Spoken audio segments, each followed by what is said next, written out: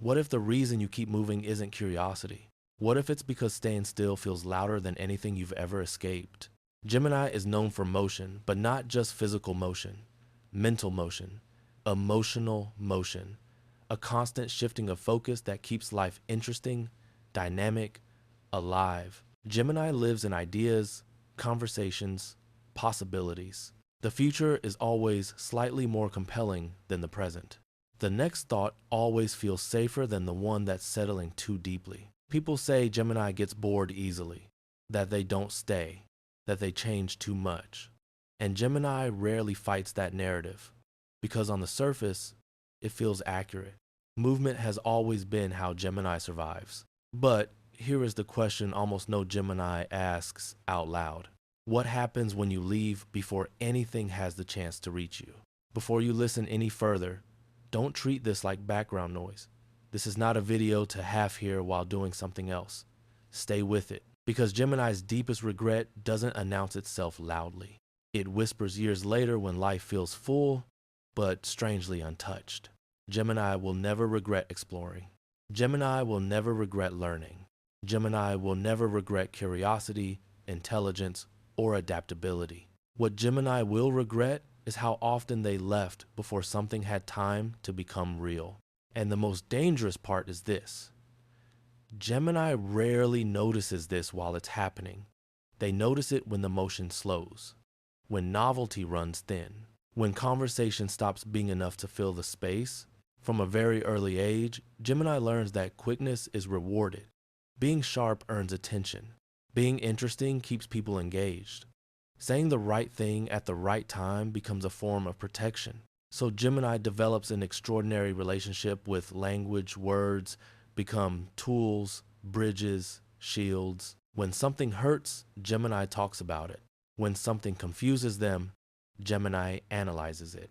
When something threatens to overwhelm them, Gemini reframes it. This doesn't come from avoidance, not at first. It comes from intelligence. Gemini genuinely believes that understanding something means mastering it. If it can be named, explained, categorized, then it can't trap them. But slowly, something subtle happens. Gemini becomes fluent in emotions without ever staying inside them. Instead of letting feelings settle into the body, Gemini converts them into thoughts. Instead of allowing pain to deepen, Gemini turns it into insight. Instead of sitting with discomfort, Gemini moves on mentally, emotionally, socially, before the feeling has time to take root. At first, this feels empowering. Gemini doesn't drown the way others do. They don't spiral. They don't get stuck. They can talk through heartbreak with clarity. They can reflect on loss without falling apart. People admire this. They call Gemini emotionally intelligent, self-aware, balanced. But this is where the first crack forms. Gemini doesn't realize that some emotions aren't meant to be solved. They're meant to be lived through. When a relationship starts to feel heavy, Gemini doesn't ask whether it matters. They ask whether it still makes sense. When someone wants presence instead of conversation, Gemini feels restless. When silence replaces stimulation, Gemini feels exposed. Silence is not neutral to Gemini. Silence feels like vulnerability without language, and that is terrifying. So Gemini moves, they change topics, they add humor, they intellectualize, they disengage. Sometimes they leave entirely, not dramatically, not cruelly, just cleanly, efficiently, with reasons that sound logical enough to silence doubt. They tell themselves they're being honest, that staying would be forced, that they're just being true to who they are.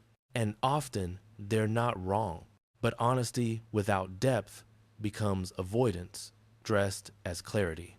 This is where the second emotional layer tightens. Gemini tells themselves they're flexible, but flexibility becomes escape.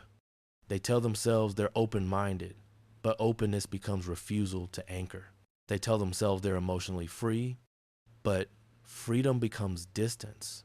Over time, Gemini builds a life filled with stimulation, conversations, ideas, people, but lacking emotional gravity. They know many people, but few who have seen them stay when things stop being interesting. They connect quickly, but detach just as easily. And without realizing it, Gemini becomes someone who is loved for how light they are, not for how deeply they can be held. Others feel this even if they don't consciously name it.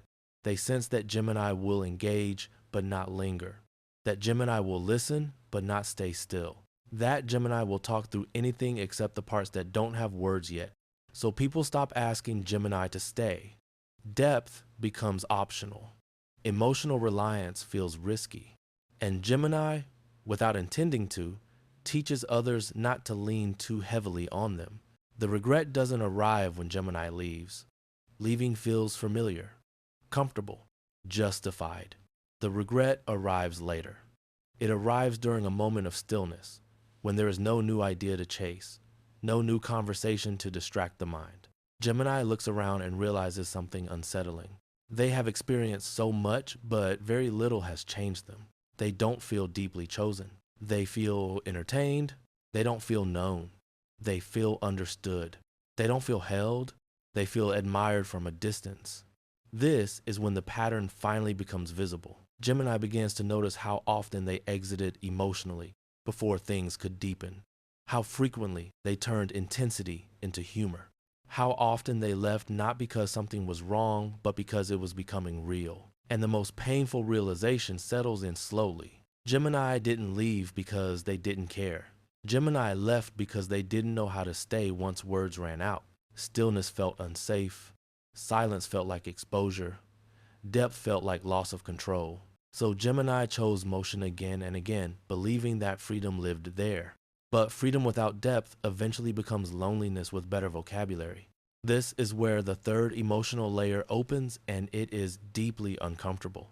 Gemini starts to realize that not everything meaningful feels exciting, that some of the most important experiences feel slow, quiet, even boring at first. That connection doesn't always arrive through stimulation. Sometimes it arrives through staying when there's nothing clever to say, staying when the feeling doesn't make sense yet, staying when silence asks more than words can give, staying when the moment isn't interesting, but it's real. This terrifies Gemini because they have built their identity around movement, language, adaptability. If they stop moving, who are they? If they stop explaining, what remains? If they allow depth, will they lose freedom? And yet, this is where healing begins. Gemini slowly learns that depth doesn't destroy freedom, it grounds it. That stillness isn't stagnation, it's integration. That presence doesn't trap, it transforms. The real mistake was never curiosity. The real mistake was believing that movement was safer than presence. Gemini will regret many things in life, but the deepest regret will always be this. They left too early from places that could have changed them and mistook distance for independence. And the moment Gemini learns to stay, not forever, not blindly, but long enough to be affected, is the moment their life finally gains weight without losing its wings.